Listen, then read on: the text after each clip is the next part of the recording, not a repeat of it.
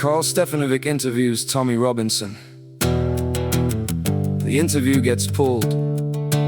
Network executives reportedly lose their minds. Media outlets erupt. And I sat there thinking, did I miss something?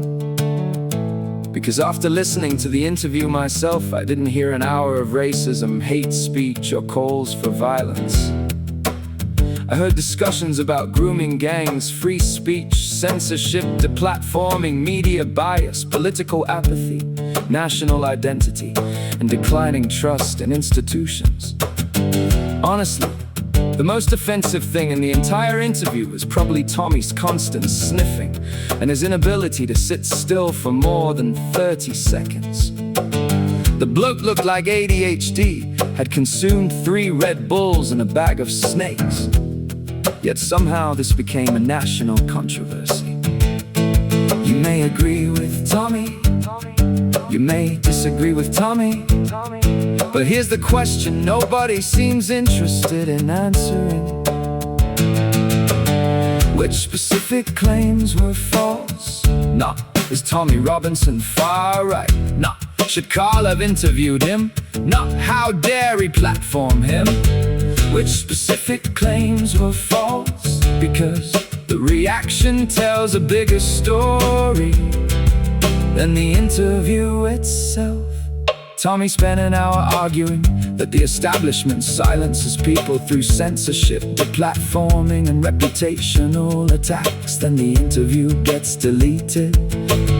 If you were trying to prove his point, you couldn't script it better. Now before the usual suspects start foaming at the mouth, I don't agree with everything Tommy Robinson has said or done. I think some of his tactics hurt his own cause. But that's not the point. The point is that Britain is becoming a warning sign for the rest of the Western world. Tommy grew up in Luton, a town he describes as dealing with Islamist extremism, terrorism plots, and later becoming central to many of the debates around grooming gangs and community tensions. Throughout the interview he kept coming back to one question. Imagine you knew the girls. Imagine you knew children were being abused. Imagine authorities knew. Imagine journalists knew. Imagine politicians knew. And imagine people stayed silent because they were terrified of being called racist. What would that make them? Heroes or cowards?